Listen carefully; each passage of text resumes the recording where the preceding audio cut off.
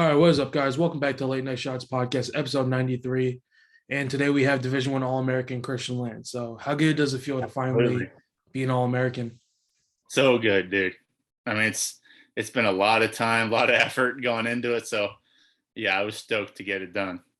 Yeah, so before we get into this podcast, first we have a word from our sponsor, and Derek's going to do that. All right. As everybody knows, we are now sponsored by Body Art Nutrition, a great supplement company based out of Minnesota. So you could use the link in the description down below and use code HWTN20 at checkout to save 20% off. Let's go. I didn't mess it up. Let's go. We've ran this over like 100 times. I think there's been Nice only work, once he's nice gotten it work. right. Yeah. But yeah, so I think I don't think a lot of people honestly heard about you this season because I think a lot of the viewpoint was on Gable come back for his last tournament, Yeah. and then there's like a bunch Rightfully going so. on, people talking about stuff. But you're a guy I think who had a lot of eyes on him after your I want to say round 16 win after over Wyatt Mhm. Hendrickson, a guy who people looked at was like a dark horse in the Yeah. tournament. He was undefeated up until then from Air Force. You knocked him off. So, I remember in the interview after you said, if a guy gets to my invincible leg, I'm comfortable Yeah, there. They're not absolutely. scoring. So, yeah, if you want to talk about that match a little bit. Yeah, I mean, I watched a couple of his matches, and just like throughout the years I've seen him wrestle. And I kind of knew of him just from the time I spent wrestling in Kansas, just him coming up as a Kansas guy. So I kind of knew his like approach to matches. I knew he was a volume shooter. So I figured, he's gonna come out guns blazing, and I'm gonna have to, weather a pretty hard storm in the beginning. And like I said in that interview, my leg defense to my lead leg is typically pretty good.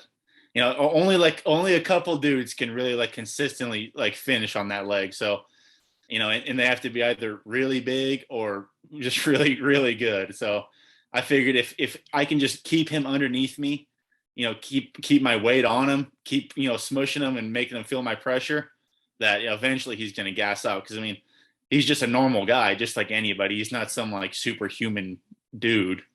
And eventually, if you're under a 260-pound person for 4 minutes, you're gonna get tired. So I figured just keep letting them shoot, and then I'll get a couple at the end. Yeah. So obviously you're in the Big Ten. I think the past 2 years at Nebraska, you're having success, but it wasn't to the level that you had this season. Yeah. And being the Big Ten, you've been through it. You've seen some of the best wrestlers to ever come through this country. You've been wrestling Gable Steveson multiple times, Mason Paris, Greg Kirkfield, like these guys who are going on to who've already won medals on the international stage. How do you think that's honestly like helped propel you to take this next step to become an All-American? I mean, it's been awesome. And coming to Nebraska, that's what I wanted. I wanted to see, what I'm made of. I wanted to see how I can do against the best guys, win or lose.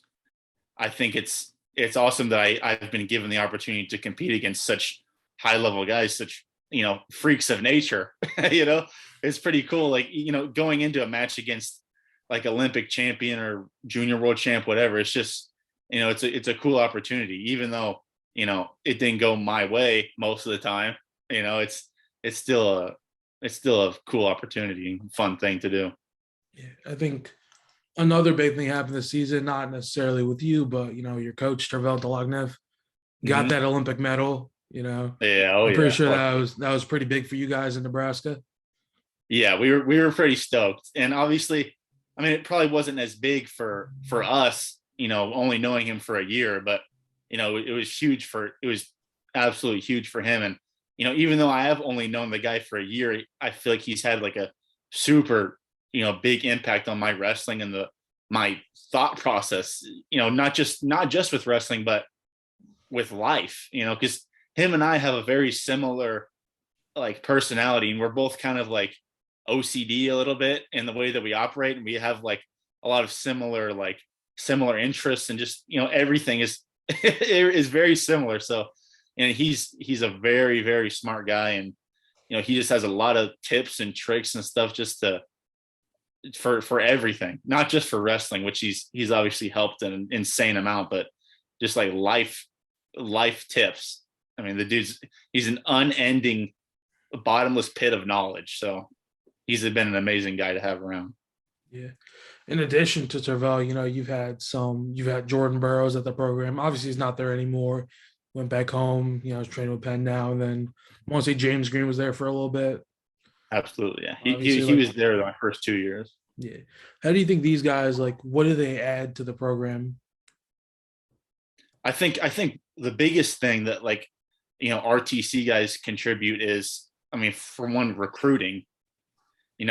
The opportunity to train with somebody like JB or James Green or Tervel or just very high level guys is a very enticing thing for recruits. So having high level guys in the room is good for recruiting, obviously, and then also just training the guys. Having those guys around my first 2 years. I wasn't personally like putting my hands on JB. I one time I did, but it was.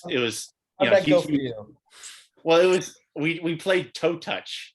Oh, so it was like we did like kind of like a king of the room toe touch thing, and then him and I were the last people standing.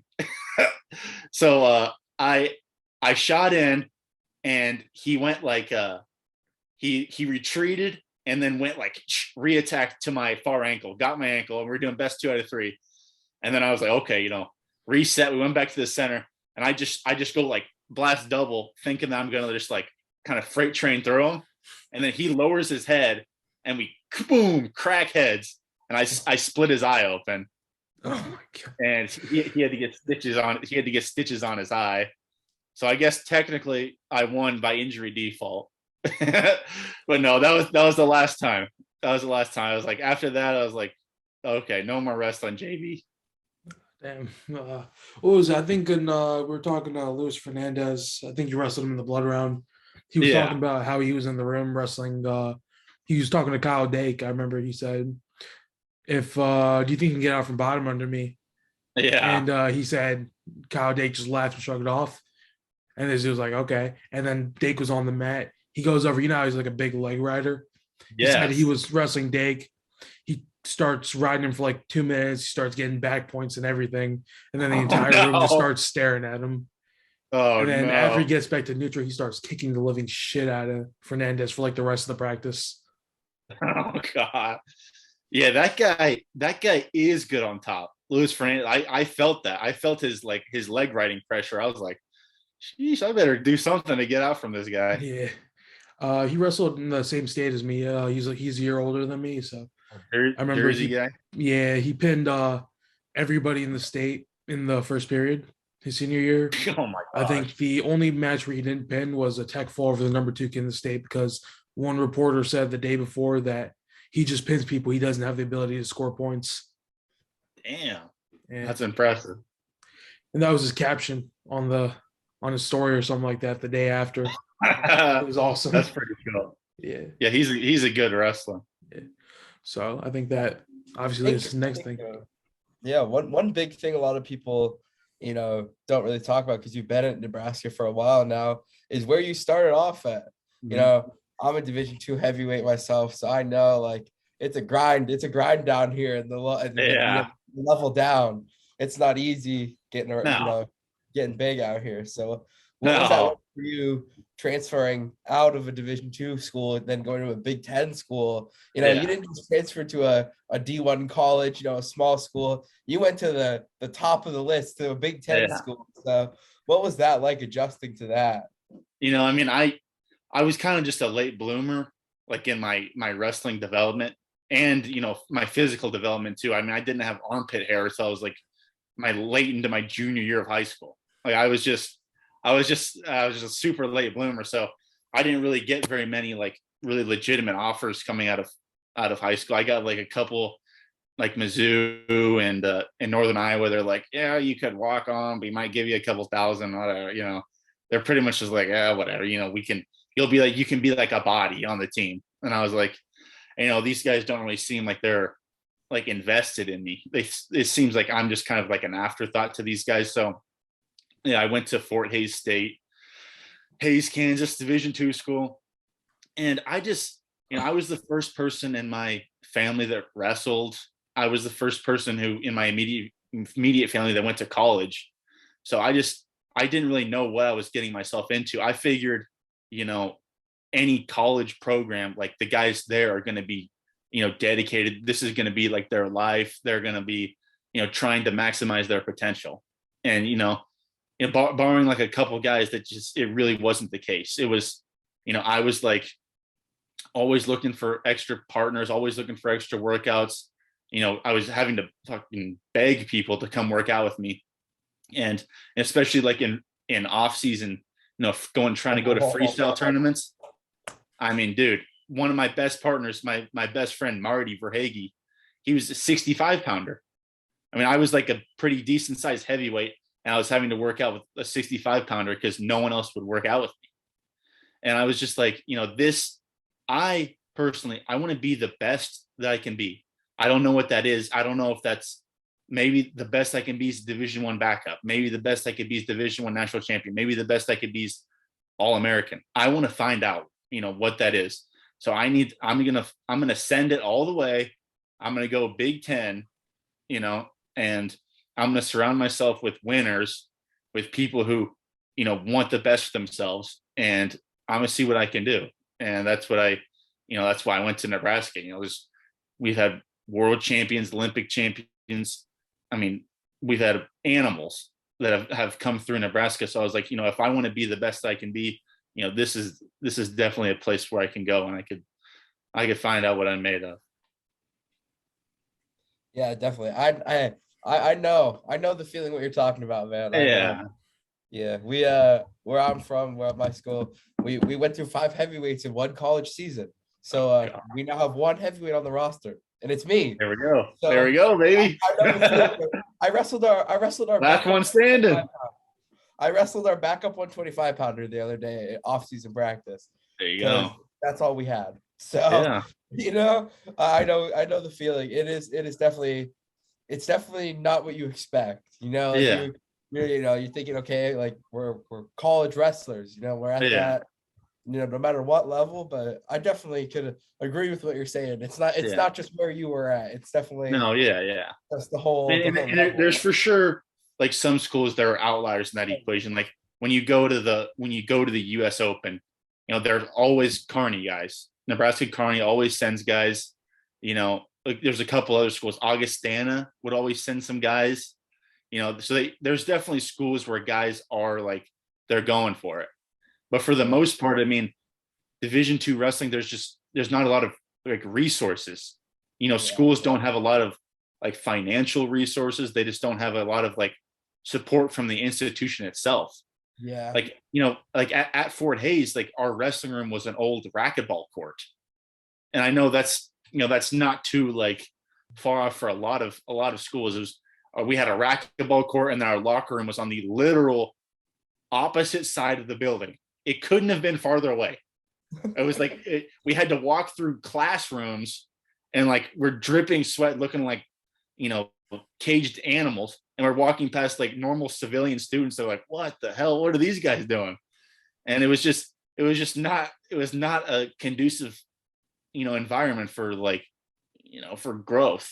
It was just creating that next level, the national placers and exactly. And you can get it done, obviously. Oh yeah. I mean, you have to, and that was like one of the things that I was grateful for my time there is that I had to take my development into my own hands. I was like, I don't have anybody here really to help me that much, especially, in season I did. My coaches, they did the best job they could. But I mean, off season, I was pretty much on my own. So, I had to take matters into my own hands, and I learned a lot about myself, just, having to figure it out, make my own way kind of. Yeah. So with what you said before, Division II wrestling, like lower divisions don't have the resources, the funding. I think there was a big development this year where all national champs in the NCAA get a qualification bid to the World Team Trials, I think it was, or the U.S. Open. So that's obviously a big thing, I think. Yeah, it becomes a problem whether they can get there or not. But as being a D2 guy, the D2 national finals were a big thing this year. Yeah, we had Debo and Andrew Dunn for that. Yeah. So I'm pretty sure you watched that. So just what are your overall thoughts on it? I didn't actually watch the match itself, but I've seen that the guy, the Minnesota State guy, and he seems real tough. And I think that they should have like D2 natty champs, D3 natty champs should wrestle the Division One national tournament, like they used to. Yeah. That was a super cool thing, and then people. I think that would help Division Two wrestling as well, because people could be like, I could go D2 and still have an opportunity to compete against top level D1 guys as well. Yeah, but yeah, I think. Where would you fit the man? Like, would you get a higher seed? Would you get a lower seed? Like, because if you're going to take a D3 national champion and give him the 32 seed, he's going to wrestle Gable first round. What's the point of bringing him to the tournament? Like, okay, so I have an idea for this, right? Say you already have a 33 seed from the at-large bids, the rest off the 32 for the 1 seed. You keep the top, whoever's wrestling the top 8 seeds. I think that'll be 32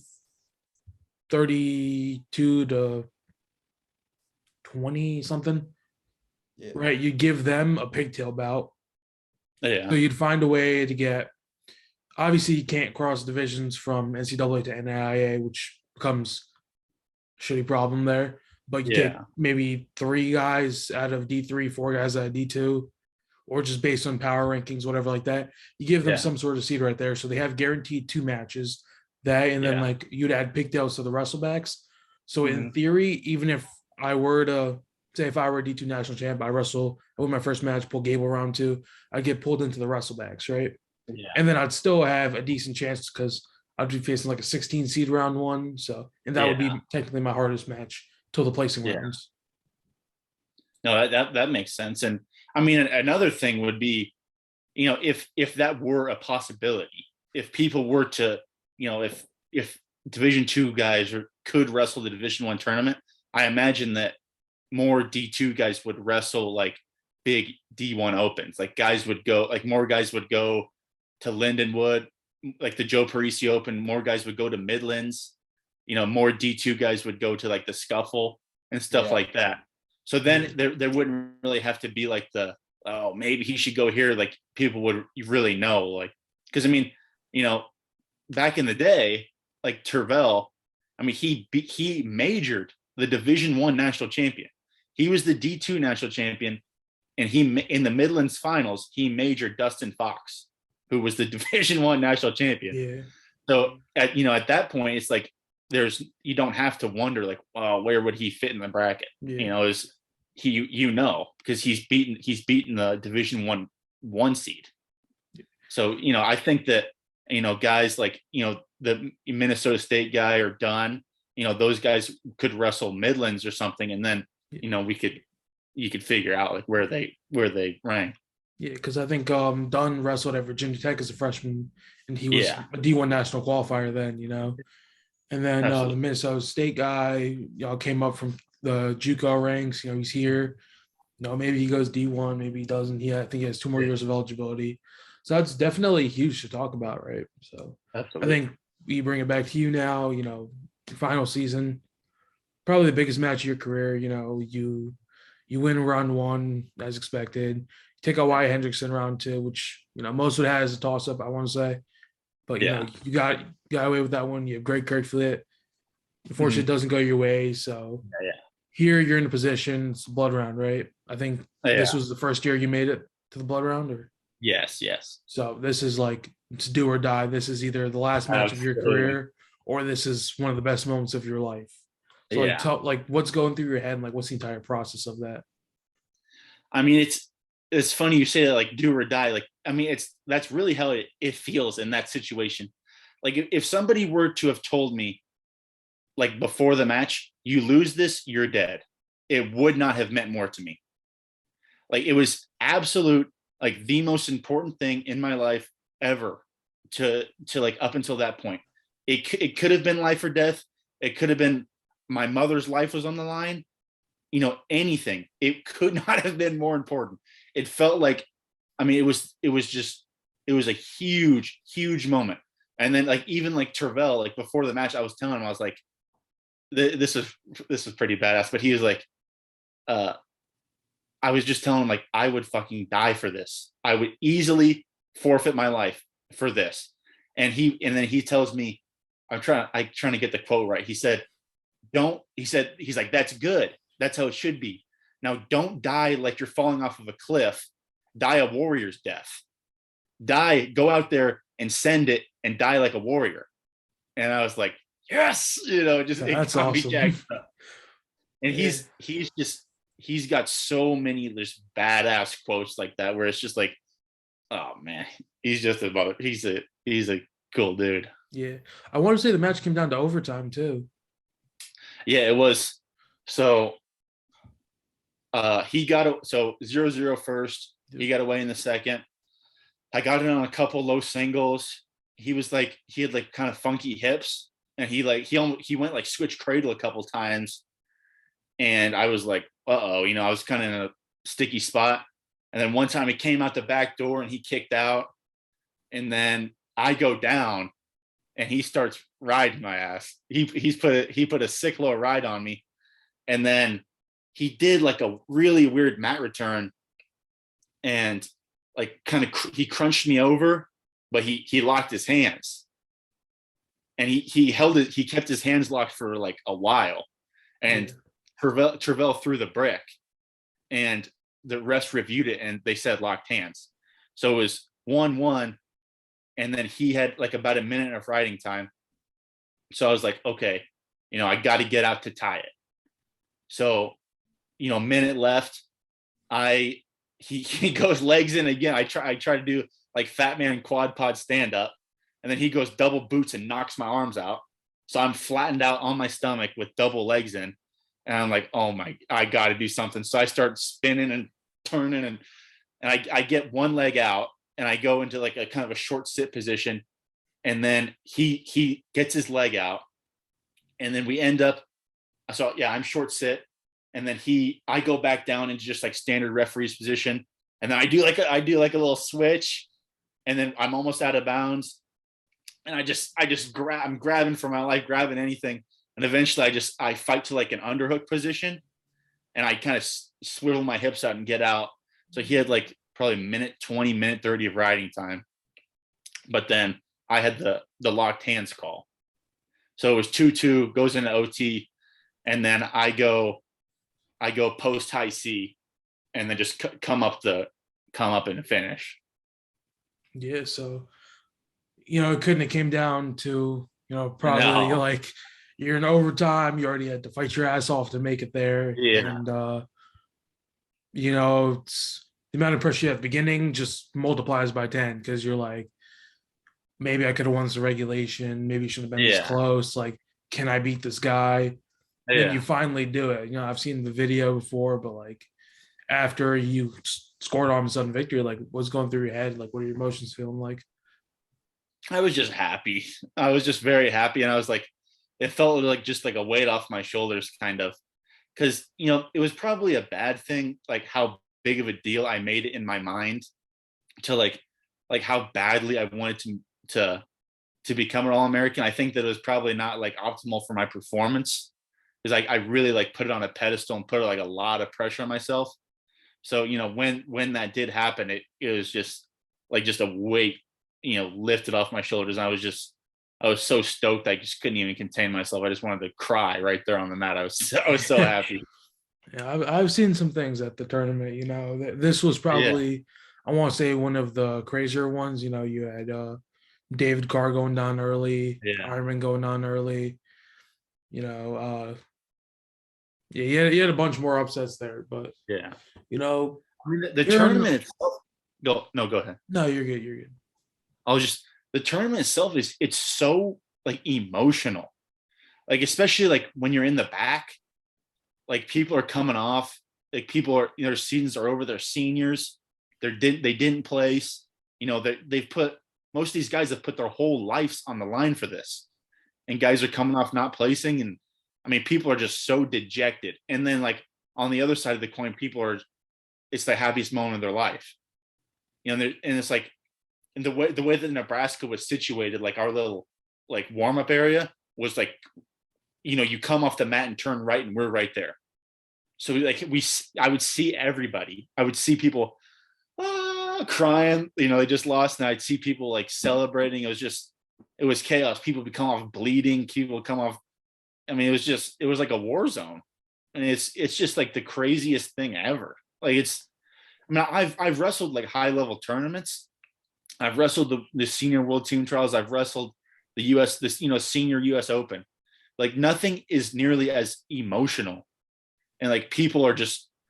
I mean, they'll do anything to All American. They'll do anything to be national champion. Like I feel like just no other tournament. It seems like so much is on the line. Yeah. Now I think you're blessed enough to make the change to Nebraska, have these opportunities to continue your career at the senior level. But most people that were like 8th place All-Americans don't really have the chance to do that. Maybe it's because of their, where they go to school or stuff like that. So what are you kind of looking forward to after this? Well, the Open is my next thing I'll wrestle. I think that's like end of April. And then hopefully I'm pretty sure top 7 at the Open is, qualifies for the trial. So wrestle that. And then I'd say like my big like macro goal for the next few years would be, try to make the national team. That would be, so I think that's like, top 3 or 4 at the trials. So yeah, that'd be like my next big goal, my next like big thing I'm working towards. Yeah. So when you get to that place, I want to say, you're gonna have Guez, obviously, who's at the top right now, has been at the top for a while. Kirk Fleets, obviously, you know how he is, and then Paris has been up there. You've wrestled all 3 of them, Yeah. I was really impressed with your match with Guez. You wrestled him tougher than 99% of people. Yeah. But what do you think is the next step you need to take to, you have to knock one of them off, essentially. Yeah.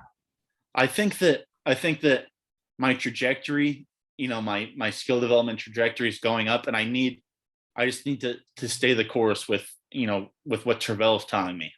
Because I feel like, I've had a year with him, but I feel like I still have only scratched the surface of like the, his knowledge base and his system, his approach to hand fighting, his approach to leg defense, all those things I feel like I've made big strides in, but I've still only scratched the surface.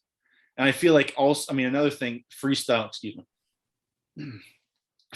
definitely like suits my style of wrestling more. Like I can't ride.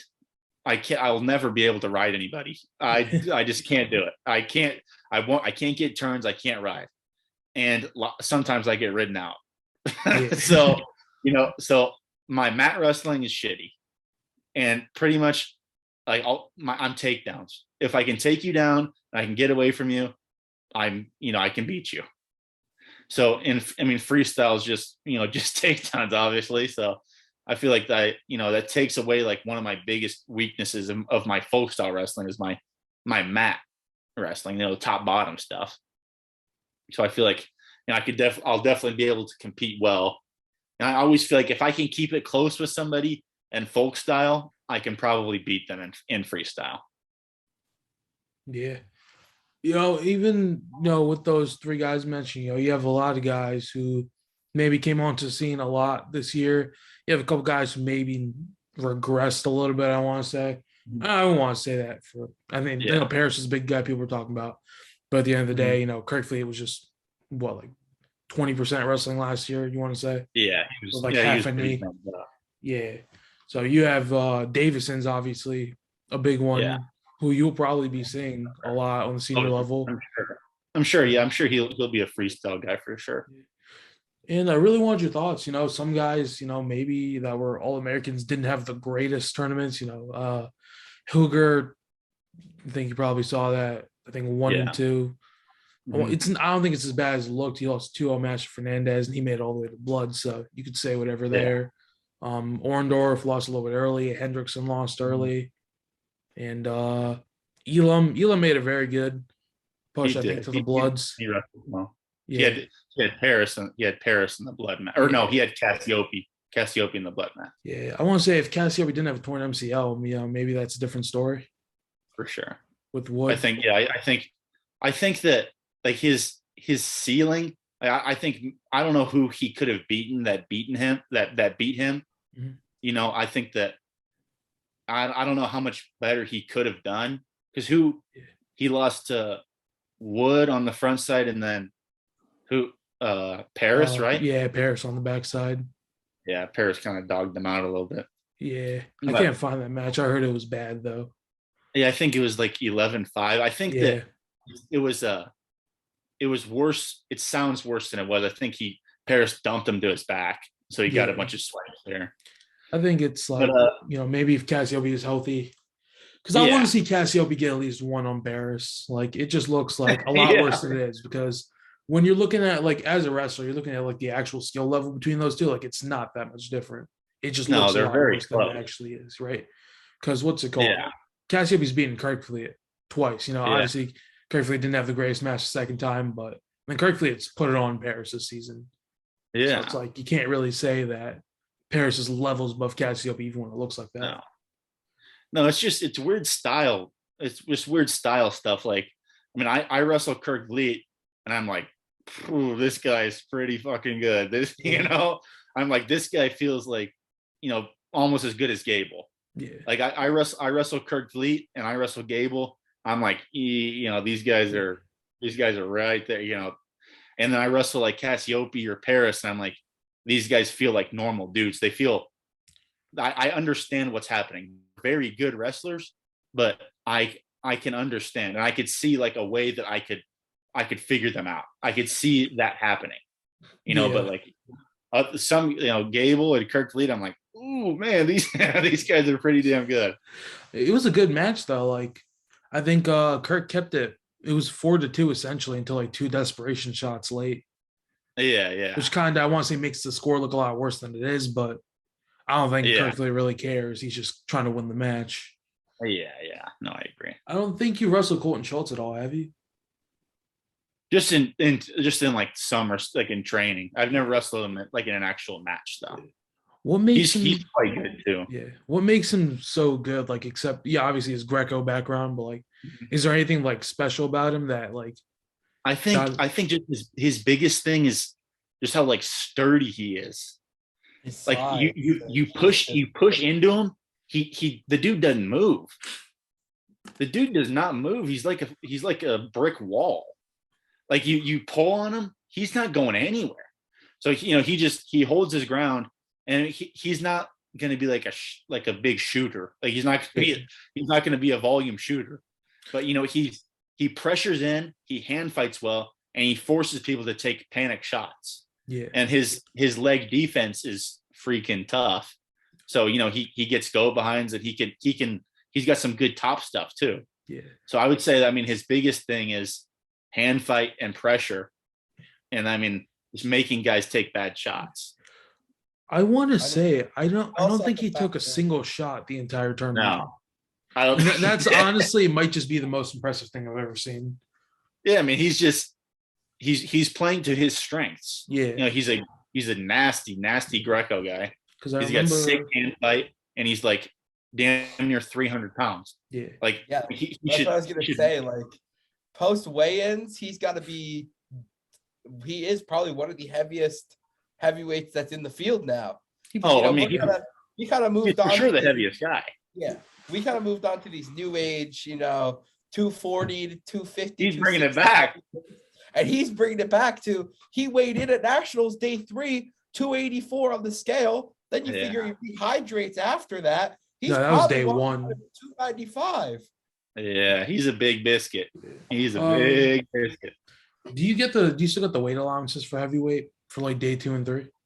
Yeah, but no, nobody's using. Maybe Colton Schultz might use them, but I think nobody else. Yeah. I wanted to say a quick thing, right? So you have a guy like Colton Schultz, a guy who he's massive now, and he doesn't need to be massive to be good, right? But like he's massive for a sense that he's going to end up being one of the greatest Greco wrestlers out of this country, probably in like 10 years time. But you go back to him, look at him in high school. He started off, I want to say 195. Yeah, he wasn't a huge guy. Yeah, and then I remember him saying in interviews like, I had to just like start eating like as much as possible, and it would be like to the part where like my entire body hurts. Yeah. Because I think from last year, like You can see like he hasn't gotten necessarily too much bigger, but like he's definitely getting more and more defined at that size. Yeah. Oh yeah. And I can kind of relate to that. I think that's, I mean, a lot of guys I think at heavyweight are not like naturally giant dudes. I mean, I was like a pretty skinny kid growing up. I think Colton Schultz, he's probably kind of the same way. He's not like naturally a giant 300-pound dude. I bet he has to like force feed himself. And I mean, Gable's probably the same way. I mean, you know, his first couple years in college, he wasn't a giant guy, but now, I mean, he's like a pretty solid, like 260, 265. Yeah. No, you don't really have those. There's not really any of those Adam Kuhn type guys that are cutting from 315 down to 285. Yeah. Like, yeah, I mean, it's just that was a mountain of a man. Yeah. I mean, it's just hard to be like mobile and, be that heavy. Cause I mean, there's almost always like a point of diminishing returns where, you know, like my body personally, like I've been 290. Like I've stuffed my face, I've lifted like a maniac, and I've gotten myself up to 290, but I felt like garbage. I felt like a freaking slob. So it was like, and then I've been like 235. I've been like all over the range. And I mean, being that heavy, it's not all it's cracked up to be. I mean, I would think for most people it would be a detriment to their wrestling more than it would be, beneficial. How much did you weigh now? But I mean, he's like a, the way he wrestles, Greco pressure, like heavy leg defense, being big and giants, he uses it to his advantage. Yeah. How much did you weigh in the nationals? I was about 255, 260 most days. Okay, so it's about, I want to say like average now. Yeah, I'd say like 250 is probably average. Yeah. And Kirk Fleet's like 240. Paris is like 255. Cassiopeia is like 245. Paris is 255. Yeah. He looks a lot smaller now than he did last year. No, yeah, him and I weighed in exactly 255.6 in the duel. We weighed the exact same. Really? That's awesome. Yeah. I've seen that happen once, I think, with me. Yeah, I was like, I weighed in 255.6, and then he steps on, and my trainer's like, 255.6. I was like, what? The exact same? What are the chances? Did you just look at each other, or did he just walk away? I was like, what? I know Paris doesn't like me, but that's fine. What? He's got a bone to pick with you? So we invited him back. We invited him on the podcast last year. It didn't go too well. Damn shame. What? Damn shame. What happened? Derek, you can tell the story. So, I sent him the very nice, inquiry about us wanting him to come on the show, and he replied with LMAO. And then I replied, okay, I'll take that as a no. And then he left me on scene. So Mason Paris, you're that. We'll edit it the picture. I have a screenshot of it. We'll edit it in. The LMAO kind of harsh, but we got 40,000 Instagram followers without you. We got 100K on TikTok without you. So I guess we really don't need you to come on the show. So what? That's such a kind of a douchebag thing to do. Whatever. Well, I mean, he's not some fucking celebrity. Yeah. I definitely said something about him. I want to say that. But I don't remember. I don't think he was anything bad, but that's besides the point. Then just come on and chop it up on here. Like we can settle our differences. We can talk. Like we're all adults. Like it's like the thing is, also it's like what you guys do. Like you make predictions. You hype up heavyweight wrestling. That's like your whole thing. Yeah. So like, it's not like you guys have a personal vendetta against anybody. Yeah. It's not like you want the worst for Mason Paris. No, like, and that's like what like that's even like sometimes like guys will just like leave us unopen or not respond, and we're like, what? Because we picked against you at nationals, like we're just like basing it off statistics. Like it's nothing personal. Yeah. I don't know. Like Mason Paris is gonna see this. I hope he does. I don't really care. Like I have nothing against the guy. Like so what? We picked against you at a duel. We picked against you at national. We do that to everybody. I'm sure we picked against you. Like no offense, but I'm sure like we picked against you. Like we picked against Evan Wick, we picked against Deacon before. Like all those guys, come on. Like there's no point in like being a douche about it. Like I am kind of surprised by that because every interaction I've had with Mason Paris, he's been like a pretty pleasant guy, and okay. So this is a big thing I want to touch on. I've said that to us before, that he's a nice dude. Like he's been nothing but nice to you. But have you ever beaten him in college? No. So I mean, like that sounds like an asshole question, but no. I know Stencil what you mean. I remember Matt Stencil came in my live. You know how Stencil pinned him in the blood rounds his freshman year. Yeah. He talks to him, he was like, yo, Paris is kind of a dick. Like I tried to talk to him, be like, what's up? Because we were just like sitting right next to each other, and he was just like, F you, and like he didn't say anything. He was like, he just kind of like walked away from him. Right. And then I kind of think it's like, oh, it's like, are you really going to hold a grudge because a dude just straight up outclassed you and beat you? It's like, if I were to wrestle Gable and Gable tries to, hey, like good match later, it's like, you can't say anything. Like that dude just made you his bitch. Like, no, like you can do anything.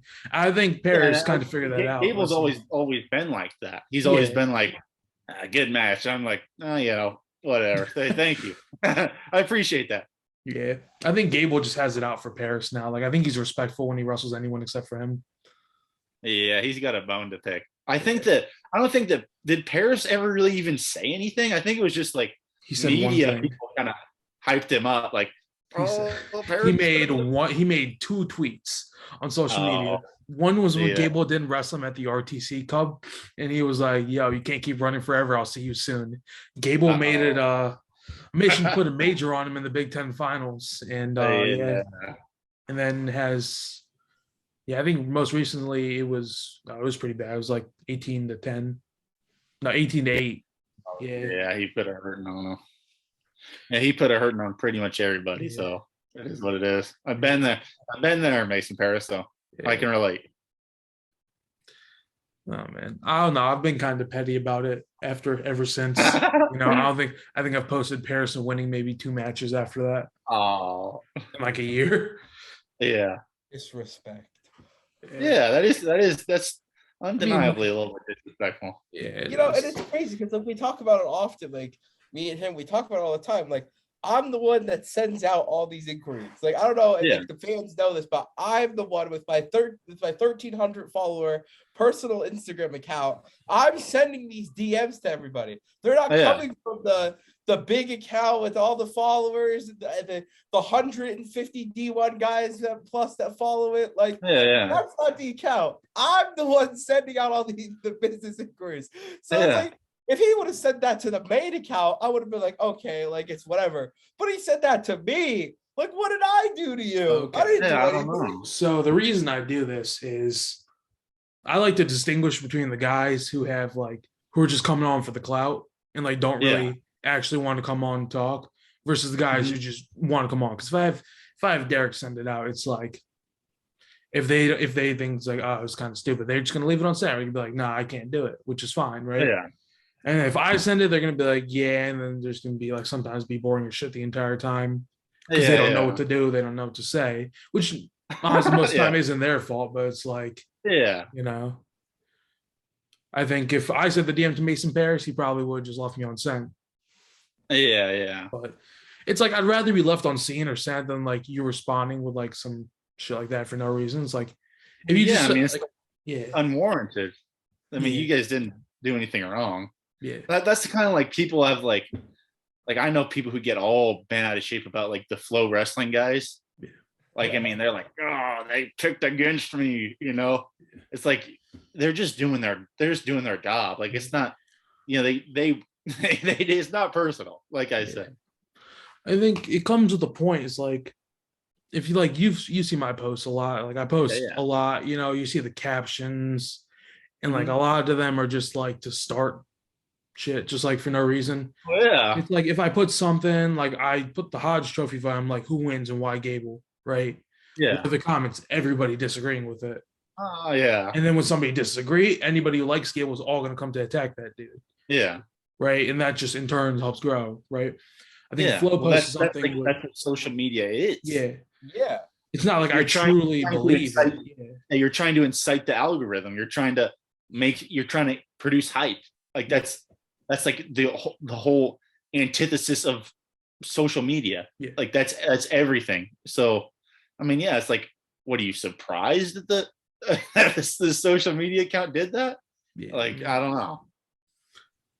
I think I've posted every Paris versus Kirkland match though, so that makes me feel a little bit better. But you know, yeah. I'm not gonna lie. I think the maintenance people have knocked on everyone's door trying to figure out who the laundry is in the laundry room.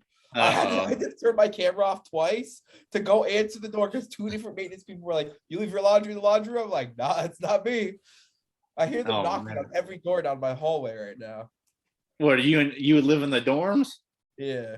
Oh man, dorm dude, that's no fun. yeah. Hey, yeah. Well, we have a wrestling house, but like, cause like I'm a freshman, so I couldn't live off campus. But I'm moving in like a month and a half to like the wrestling house. So, that'll be fun. No. Dorm life not fun, not at all. It's convenient. I lived in the dorms my first 3. I lived in the dorms my first 3 years of college. Right. Yeah. Was that the last time we did the podcast? No, I was in Nebraska by then. My whole time at Fort Hays I spent in the dorms because my Fort Hays coach, he kind of did some little sneaky stuff with the scholarships. So he would try to get people to live off campus and then not pay them, like room and board scholarship. But I was like, no, I want the room and board scholarship and I want the free food. That was like my biggest thing. I was like, I'm not trying to pay for food. That's going to cost me my friggin' life savings. So I was like, you need to pay for me to be in the dorms and you need to pay for my food. So that way I could just have access to the cafeteria. That was like my big thing. I think I stole 20 bagels yesterday from the dining hall. I went to Walmart last night. I bought a tub of cream cheese, a tub of butter. And that's like literally what I have in case it just starts raining outside. Heavyweight mode. In my school, they're sneaky. They get like Ziploc bags, line their backpack with it, and it's a free meal at the dining hall. Like the cereal machines are empty every morning. Like they're gone. Yeah. Like how they get away with that? They must be sneaky. Well, yeah. I mean, they're in theory, it's not very hard. It's not very difficult. It's those lunch ladies, they're kind of over their job. They had they're probably not having the time of their lives in lunch lady mode. No. Yeah. So I think we gotta get back to wrestling for a bit. So yeah. So what were your thoughts on the national finals?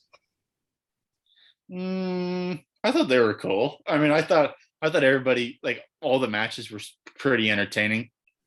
I thought that anything stick out to you in particular? No, I mean, I was sad my boy Ridge. I thought that I wanted him to do better, but Yanni's just honestly, I feel like Ridge didn't even do that bad. It was just Yanni was just on one. After that interview in the semis, I don't know. He's talking about grow some nuts or whatever he said. I was like, when he was talking about it just seemed so random too. It's like he handled Sasso fine in that match. Yeah. And he was all pissed off. I gotta grow some nuts. I was like, that's not great. Yeah. Man. Or the Ridge Lovett picture, the one that went viral. What was that about? That's his thing. That's his signature thing. And I was pissed. I was pissed because after he beat the quarters match, he was hyping up the whole time. He's like, I'm gonna do it. I'm gonna do that. I'm gonna do that. And then he didn't do it. He just flexed. And I was like, bro, come on, what are you doing? And everybody was like, you got to do it. You got to do it. And then he finally did it. We're like, yes. Because he did that last year. He beat Max Murin at Big Tens. And he did that like spontaneously, just his little thing. And we were all just like, that's incredible. That's one of the best celebrations I've ever seen in my life. Man, that's obvious. Like, that'd be better in Iowa too with that. The Brands brothers were probably sitting in the corner like, what is going on? Did you ever see the one where Massa beat Marinelli and just started flexing in the Brands face? Yeah, that's an iconic one too. That's iconic.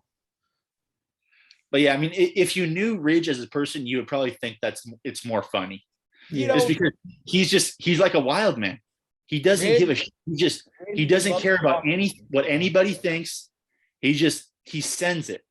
And it was actually like a perfect example of that was, going into nationals. One thing that our coaches did was we all like gathered up before practice and we wrote down on a piece of paper our biggest fears. So we wrote down, everybody, the coaches included. We were like, I said, I'm scared that, I'm a 7th-year senior and I'm not going to get it done. I'm not going to All-American. I'm going to think that I should have stayed D2. I'm going to think that, I'm not good enough. And then the coaches were like, I'm scared that, this team's going to underperform and then recruits are not going to want to come here, and then like other guys were like saying like very like emotional and deep things. And then one of Ridge's biggest fears was that he was overconfident. That was one of his biggest fears. Like everybody's like, I'm scared of this, scared of that. And he's like, I'm scared, I'm overconfident. And I was like, oh my gosh, this guy's on some other stuff. But and then we took the pieces of paper and we burned them. So that was a cool thing. But yeah, I mean, it perfectly highlights like just Ridge's personality. He just doesn't give a rat's ass. He's just gonna go send it. Yeah, I think he definitely had a lot to prove at the national tournament after that Gomez match at Big Ten. So I think he did that. I don't think there's any shame in losing to Yanni. I think what's he like the 3rd most accomplished guy right now in college beyond probably Brooks and Amin. Yeah. Yeah. No, I mean, Yanni's a freaking animal. And well, I know Ridge will be back. I mean, Ridge's trajectory is freaking through the roof. I mean, that guy's making gains like there's no tomorrow. Yeah. And I mean, he's a hard ass worker too. So I mean, he's gonna be back and he's gonna be crushing dudes. Yeah. Shout out Ridge Lovett if you want to come on the show. Put in a good word for us. And absolutely. Ridge will have you. Ridge is the man. I'm sure he would do it. I've had 2 sent DMs, no response yet, Ridge. Really? Yeah, I'm surprised by that. You probably just didn't see it. Probably. I bet that guy's DMs are just filled. Especially after that picture, all the ladies probably oh, I guarantee. That's what I tell him. This dude's, hey, at Big Tens, I had 3 different chicks come up to me like, hey, where's Ridge Lovett? Do you know where Ridge Lovett is? I want to get a picture with him. And I was like, these chicks don't give a shit about me. All they want is Ridge Lovett. That's all they care about. I mean, he's got chicks buying his merch. The dude's teenage heartthrob. He's got all these chicks. I get after that picture. Keeper of college wrestling, Ridge Lovett. Yes, he is. Hey, after that picture, I bet his direct messages went nuclear. Request 1,500. And I guarantee it. But I mean, we might as well talk about some of the younger guys in your room. You guys got some studs coming up in the program. I know one who he's a hometown boy where I'm at school right now, Lenny Pinto. I know he's a hammer. Yeah, he's a monster. He unfortunately tore his ACL playing frisbee this year, so that was unfortunate. But I mean, he was right there with all the starters, like in practice matches before he blew his knee out. And then I mean, we have Jagger Condomiti, another animal. I mean, he's gonna be freaking. He's gonna be sick. And then he's from right here too. I forgot about Jagger. Yeah. Jagger's from here too. Yeah. And then another guy who I train with quite a bit is Silas Allred. And I think he's gonna end up being a heavyweight. I think because he's already like a pretty big dude. He already has struggles to make 97, but I think that he's gonna be for sure immediate All-American threat. I mean, he pinned Younger Bastida this year, Iowa State's 97. He pinned him at the Daktronics Open. Was it like on top or was it like? No, he was Younger Bastida. He was I think he took Silas down twice. Okay. And then Silas was coming. I mean, Silas is like a pace and pressure guy. He was pressuring him hard. And I'm pretty sure Silas got a takedown. And then there was about a minute left, I think. and then he's sending Silas is sending Hail Mary shots at him, and he goes like lunging like low double to his stomach, and then he gets like in a weird position, he comes out the back door, and yonder his head gets like tucked underneath, and Silas turns in and sticks him. So I mean, he was like, even if he didn't get the stick, he would have won the match. Yeah, I think Younger Bastille is another guy. I think a lot of people have talked about. Like, he's good, like, and he's gonna be one of those top 5 guys again next year for sure. That's a guy who's really never wrestled folk style before. Also, yeah. I think one of the biggest things I'm looking forward to is like when this man hits the senior level, it's going to be interesting. Oh yeah, absolutely. Well, I think will he compete for Cuba anymore, or is he fully U.S.? I think it depends if he transfers citizenship or not. But I think if his parents I don't know how that works. From Cuba, I think he definitely make a Cuban team. But again, that's kind of like a Chamizo situation too. I want to say somewhat. Yeah, I don't know if he can, if he's allowed to go back. I don't know the rules there. Yeah, he might be, because at the end of the day, I don't think Cuba is too big on freestyle. Also, yeah, they're mostly Greco. They got a few. Okay. I think if he goes to Cuba, he makes team automatically. You go here, he's a smaller 97. I want to say he goes to 92 probably, and you got Jaden Cox right there and Colin Moore. So yeah, he's gonna have a tough time beating either one of those. Yeah, he could very well shock us though. I don't think he can beat Cox, but I mean, no. I could see him scrapping with like the mid-range, like 92 kilo guys for sure. But I think Cox or like probably even Colin Moore too would probably be a little bit more than he could bite off. Moore's good though. Like, I wouldn't have any problem saying he's the number 3 guy in the world at 92 right now. I mean, that guy's for sure a monster. Because you have Gasempor at number 1, Cox at number 2. They can throw more behind him.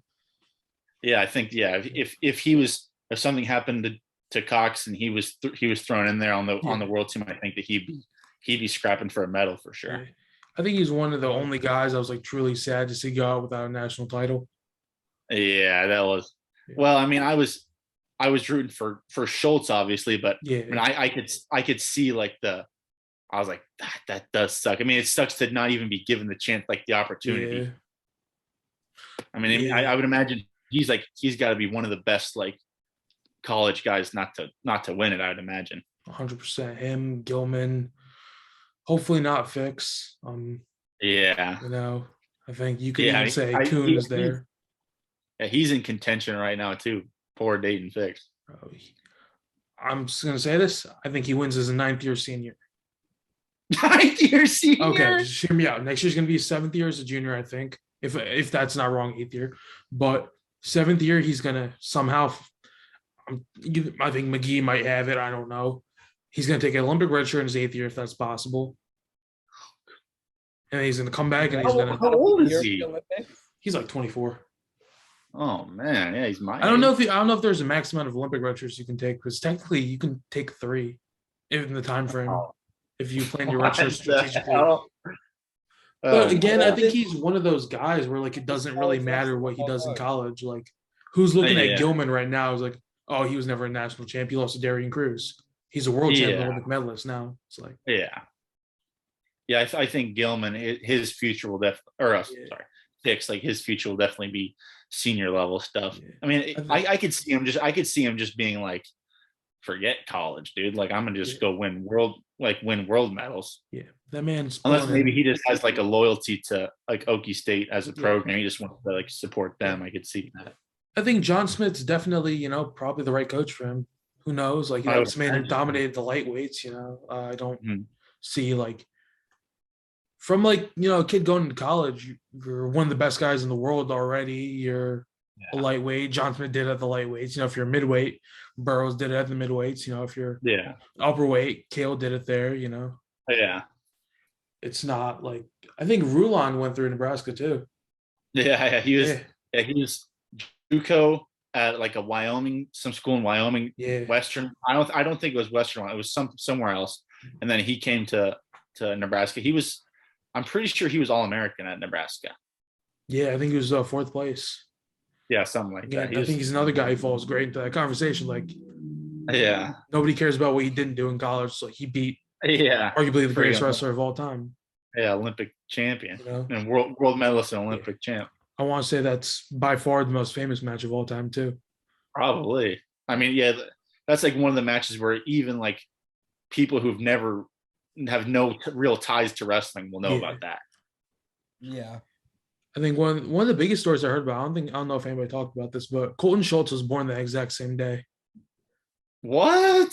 that match happened. He talked about that in the interview. So when Lopez goes for 5 at like 42 years old, just keep that in mind. I said that this Olympic cycle did not work out. That would be sick. That's destiny right there. Yeah. He was destined to be a freaking Greco heavyweight wrestler. Yeah. Born the day that. Yeah. You know, Lopez going for 5, you're going to be the first wrestler to try to get 5. Karelin was the first wrestler to try to get 4. You know, is that for sure happening? He's for sure going to do that, you think?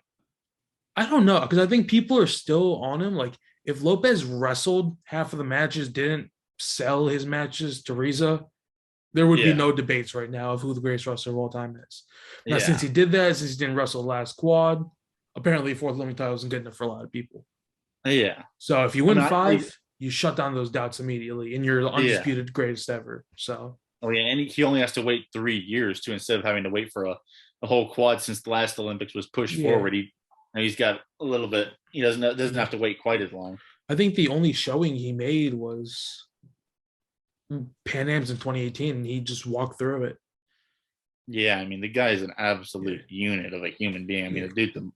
I've never like seen him in person, but you know, one of my good friends, Saran Francisco. Yeah, I saw that picture. And Saran is huge guy. I mean, like I'm a pretty big guy. Saran's like dwarfs me. He stands next to me, dude dwarfs me. And then he has a picture of him standing next to Mijan Lopez, and it's like Saran looks like a 197 pounder standing next to him. And he's like the dude, like his proportions. He's like, for one, he's like 6'5", but like his neck, his shoulders, his hands, his whole body's just, it looks like somebody took like a normal sized person and just like magnified them and made them 1.5 times bigger. Like his whole like proportions and everything is just massive. I think he was just built to be like that guy, you know, just like Karelin was.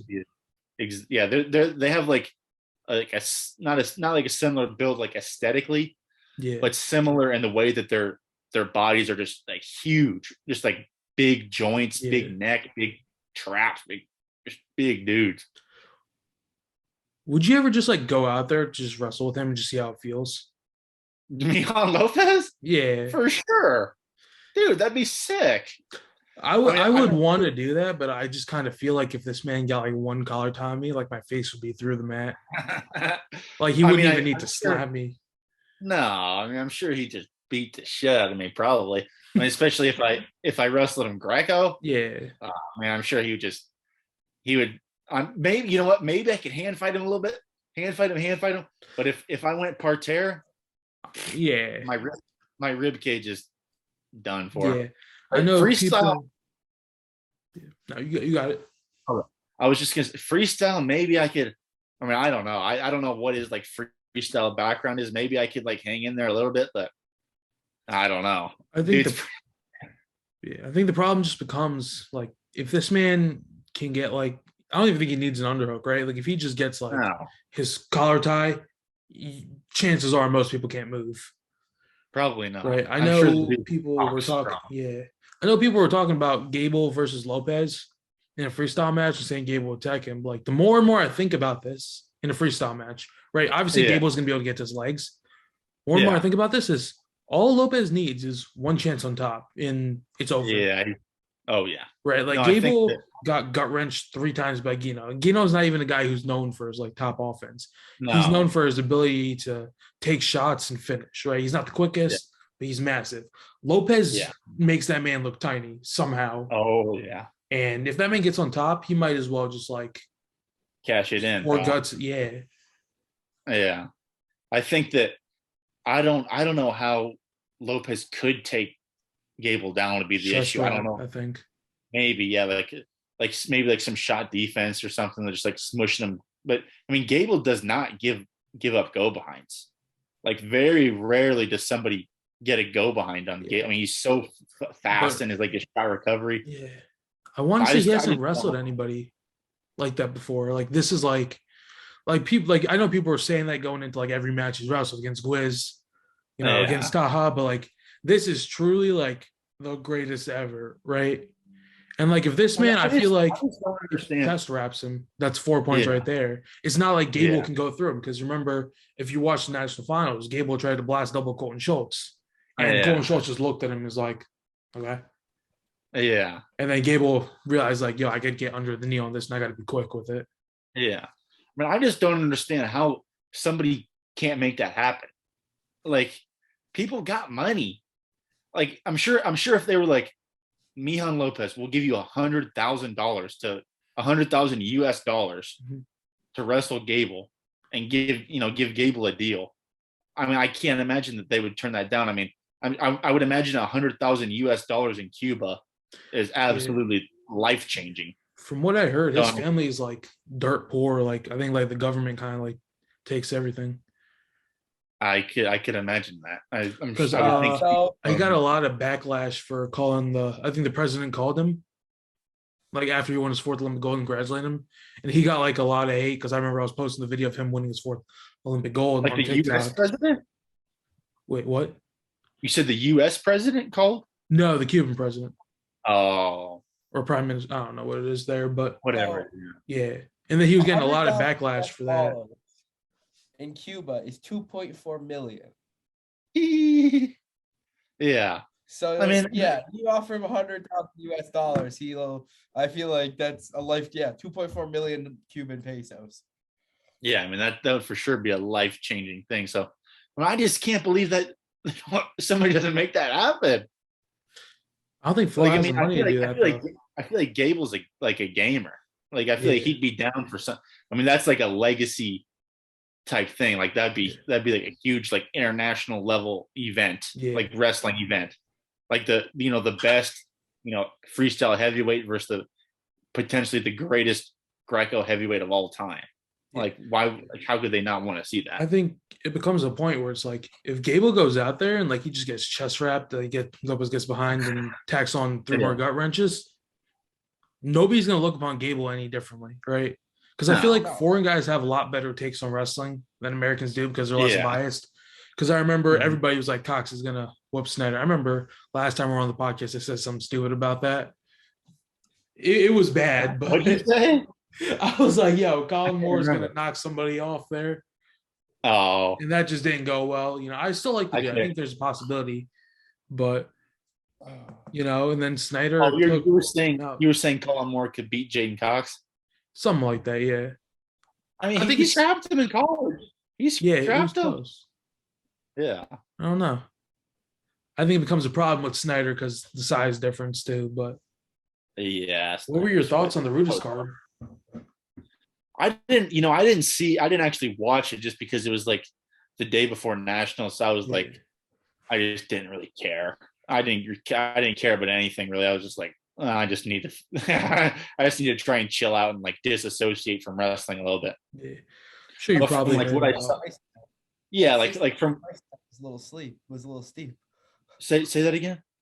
The $60 price tag was a little steep. Oh yeah, that too. I was like, dude, give me a break, man. I was about to stream it, but yeah, can't say that.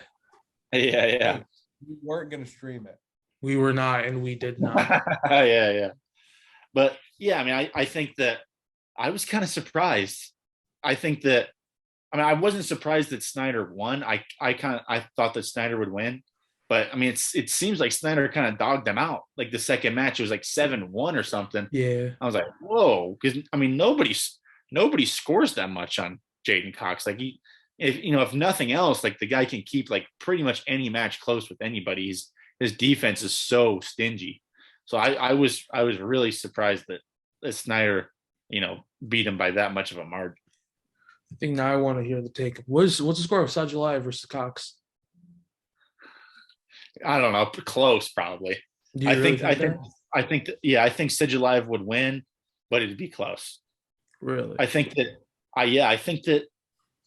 barring the second match against Snyder, I mean, like nobody can really score on Jaden Cox. Yeah, I Like, think I mean, he very rarely gives up takedowns, and I mean, his hips are so good. I can't imagine like Sedgelive doing like anything too crazy to him.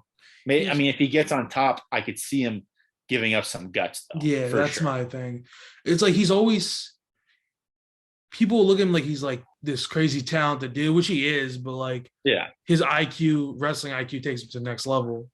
yeah, Like you see the way he wrestles Snyder's like, yeah, you could say maybe those passivity calls shouldn't have been called, but at the end of the day, like Snyder's trying to do the same thing, right? He's just like faking shots, dropping down to the knee while Sajulev's yeah, controlling the center. yeah. But then he fires off one takedown, right? It's taken down. Yeah, Yeah, and then he's smart. He knows 4 points can be made up with one move, right? So he immediately yeah, transitions into a gut off of it and then doesn't make an attempt to score again. yeah. Yeah, I don't know. I mean, Sedgelive, that guy's just really freaking good. I don't know. I heard he doesn't cut weight either, so that's Probably not. I mean, he doesn't look like really like a giant dude. Like, I mean, compared to Snyder, like looks significantly larger than him. Yeah. I think if Yazdani keeps going the way he is, we might see that super matchup soon. That'd be sweet. That'd be a sweet one for sure. Because him or Taylor, I'd like to see. I think Taylor's just might be a little too old for that now. Potentially, yeah. But I think the way Yazdani's going, though, like even as a Penn State fan, I don't think that match is competitive next time. Really? You have to like just like I say like I really liked Taylor. Like I had him winning every other time, but I had Yazdani winning the Olympic finals, which didn't go too well. I had him winning Worlds too, which he did win. This dude is still building. He was still building into weight class. Now he's built in, right? Yeah. And he's going to go down as one of the greatest wrestlers of all time, but no American's ever going to want to admit that. No, I mean, I think that's probably true. He won Olympic gold at 21 years old in the bracket Jordan Burroughs didn't place in, right? Yeah. And then, he came up just short to David Taylor, who he already lost to twice. He's going to be around for another one. He's only 26. Sajulev's 25. How old is David Taylor? I mean, he's got 31. 30. 31, yeah. So even then, like it looks his body is just kind of like not the greatest. Like I don't see anyone in America beating him. Maybe Zahid comes through if Taylor's really on the decline like that. But I don't know. I mean, I disagree that Taylor's like the DT's regressing. I don't say regressing. I just say getting old. Like I could see that maybe. Yeah, because you don't need to go down. Yeah, you don't need to go down levels for you to give up for that match to change. Like these are both world class guys, right? Yeah, if Snyder, let's say, maybe is feeling like the slightest bit dehydrated, probably doesn't stand a chance against Sajuliev, assuming his probation is good also. Yeah. Yeah, I don't know. I mean, all those guys, I mean, at like that level, I mean, it's just like, I mean, the if you wrestle like a high level guy enough times, you're gonna get beat. Like, I mean, it's just, I mean, I'm sure like you guys feel like even if you wrestle like one of your teammates, like even if it's just a guy that you normally like beat the shit out of, if you wrestle a guy enough times, he's gonna figure it out. So like I feel like DT and Yazdani, they wrestled so many times, it's like DT's, and it's inevitable that he's gonna drop at least one. Yeah, 100%. To beat an Olympic champion that many times in a row, I mean that's hard to do. Yeah. I'll also say that, like, if you watch the matches, I feel like it's kind of been the same story every time, like with Yazdani bodying the first part of the match and then Taylor getting him back. And then this time has been like, because that man is the best in the world with underhooks, right? It's like not even close at this point. He's been able to use it, right? Instead of taking this one, he's getting twos. Yeah. Like entire, like the country of Iran is like phenomenal with them, right? That's what makes Zaire so good. Yeah, yeah. I think that's a matchup everybody wanted to see. Yeah, that'd be sick. I think it becomes an interesting take because Zaire could very well just run him out of bounds 10 times. Or Gable could just put down a takedown clinic. I still think it's good. I think it's a cool match. I had Gable winning by like 2. I agree. Because Zaire's younger than him too. You can't really hold that Olympic performance against him. No. Yeah, I think Gable would for sure win that, but it would be competitive. Yeah. Absolutely. What's it called? I don't think any of them have really any big move potential there. No. Yeah. I mean, Zaire is just monster pressure. Like he's just it's freaking brutal to watch. Like it looks. I mean, he's just like freight train. Like when he wrestled Gwiz, I was like, holy moly! Yeah, that He was just. I mean, he was like it was like he was sprinting at Gwiz. Like he was just like down in like he was playing football. He was just like 4-point stance, just boom, boom, boom. Yeah, I think yeah. Because Donnie versus DT was kind of the same story there with Zaire versus Geno in the Olympic semifinals. He kind of just gassed. Yeah. Like he was up 3-0, 3 very easy pushouts, and that happened. I mean that's the thing. Like with those Iranian guys, like they don't pace themselves. Yeah, like it's really quite admirable because I mean it takes balls to do that. Yeah, it's like I mean I'm like I go into a match, I'm like, don't shoot yourself out. Like don't go out there and shoot 20 times and gas out and then lose. They're just like, fuck it. Like I'm just gonna get an underhook. I'm gonna sprint at you. If you're still standing, maybe I'll lose, but maybe I'll tech you. Like they're just like, let's see whose wrestling moves are better. Can you stop me from just bulldozing you? And most of the time people can't, and they win. It's a pretty badass like strategy. Yeah, it's kind of medieval. Yeah. I think this might be why they don't have so much success at the lighter weights as much. Maybe, yeah. I mean, yeah, like if you've ever seen Mohammedian versus Snyder, that one was kind of rough. Brutal. Yeah. Brutal. I mean, that dude's on PD, so you might as well just play the excuse there. But either way, like he's still a phenomenal wrestler either way. So yeah.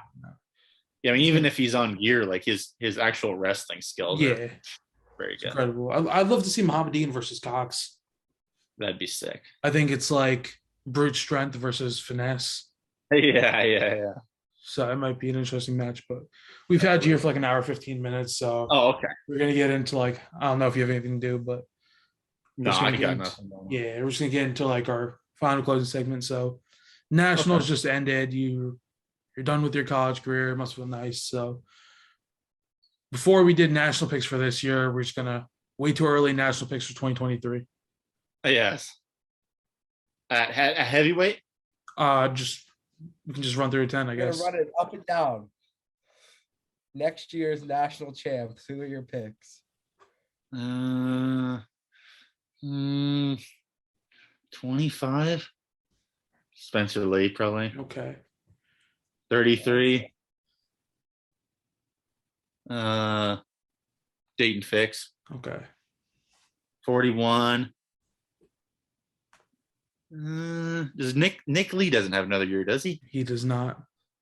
He did all 4 straight. I have Real Woods at 41. Oh, I could see that. Yeah, he's a problem. That guy's a problem. I don't know. I really like CJ Composta from Penn too. Yeah, he's tough. Yeah. I'll go Real Woods. Okay. Real Woods. 49. Yeah, Ridge love it. Ridge love it. 57. I've said this before. I don't want to say this again, but I feel like somebody's going to shit the bed on their 4th national title. Yeah, because I just don't see both of them happening on the same year. This is what I predict. Ridge Lovett, Peyton Roth. Ridge Lovett picks top in the second period, double legs in, cradle, pin, and then he does the little celebration on Yanni as he's on the ground. That's what I predict. Clip this for next year. Yeah, let's do it. If it happens, I'm famous. Yes. And then 65. I think you got to go Keegan here or Shane.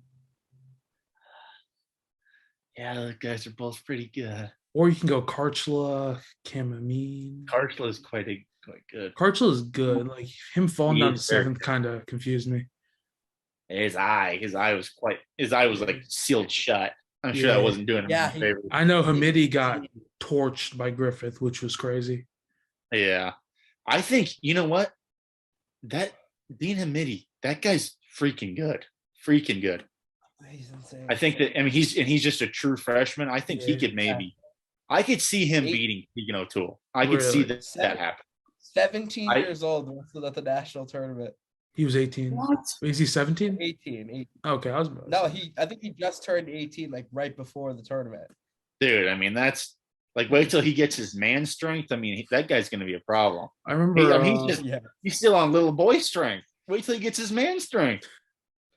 David Taylor was talking about it, I think, on the Wrestling Changed My Life podcast about how, like, I got the shit kicked out of me when I was a freshman by, like, these better guys. Like, obviously, he's still, like, a phenomenal wrestler, but yeah, he's like, but now you look at the difference between, like, when they used to call him, like, Babyface Taylor. Yeah. Back then, yeah. Oh, Mitty might be next. Yeah, I could see him maybe being but I'll pick O'Toole probably. Yeah, same. And then 74, Mikey Labriola. He's coming back. He has another year. Yeah. Really? He has one more. Yeah. Labriola over Starace. Okay. I hope, man. I like Labriola. I just feel like he hasn't performed at Nationals the way he needs to. He against Cameroon last year. What was this year? He got 7th because it was what like was a the weird match. I didn't see it. It was bad. If they awarded that to at the end. I was warming up. Yeah. But I know he was pissed about it, and the coaches were they went to challenge. They went to challenge a call, and then the referees were like, "You don't have a challenge," but they did have a challenge. I think I have them my camera roll actually recently. Yeah, no, didn't they? I saw like an article about that, how it was the NCAA's fault. Like, yeah, they messed up. It was a really weird thing, and there was like a controversial call, and we had a challenge. Nebraska had a challenge, and they said that the NCAA said no, we didn't have a challenge. So then, like, my coaches were trying to appeal the match, like, and I was like, I don't know, can they do that? I don't know. I mean, they were trying. Okay, I just sent the video to your DMs. Okay, yeah. Should send a couple seconds. Yeah. It was bad because he was like laying down with his leg up here. Yeah. And then they called the takedown. Yeah. Yeah, it was a weird thing for sure. Because I saw it on Twitter. I was like, oh, this is a cool scramble. And I was just like, huh? Yeah. And then 84. You gotta go Brooks. Yeah, probably. Vens is done, right? Vens is done, yeah. Yeah. 97, Silas all red. That's what I say. And then heavyweight. It's kind of two names you can really pick from here. I think the national finals would be Kirk Fleet and Colton Schultz. Yeah. That's what I think. And then the last time they wrestled, Schultz put a hurting on Kirk Fleet, but Kirk Fleet was hurt. I think he was off of Kirk Fleet's shots too. Yeah, he kept like shooting low, and then like Schultz would jack him up into like upper body. Yeah. I think that's kind of a bad style matchup for Kirk Fleet, just because he kind of struggles like with good upper body guys. Yeah, I think the thing is now you've seen Gable wrestle Schultz. Yeah. On the college level, like, for a fact, Kirk is studying that film, right? Yeah, yeah. And if anybody's knocking off Schultz, it's probably going to be Cassiope.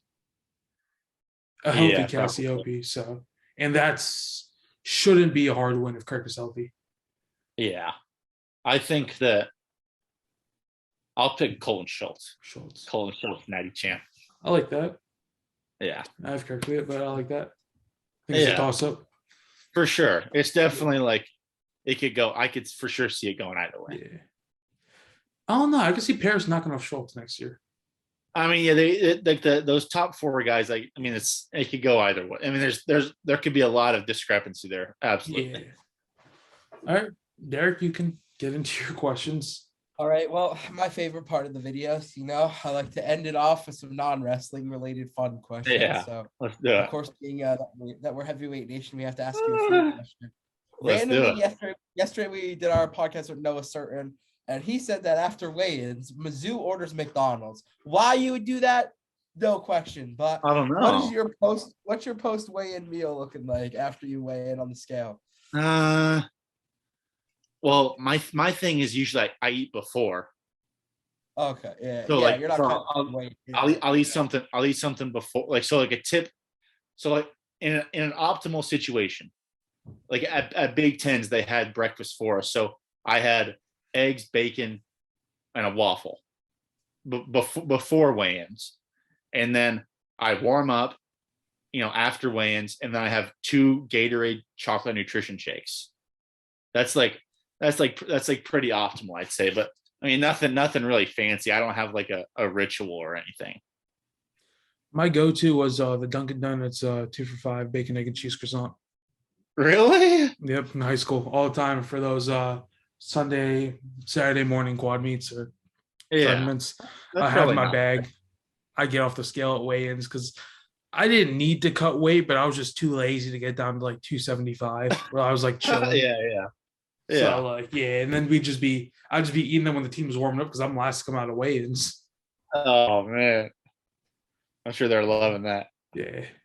I was too nervous to eat after weigh-ins in high school. Really? I couldn't eat afterwards. Oh yeah, I kind of feel that too. I got a nervous stomach.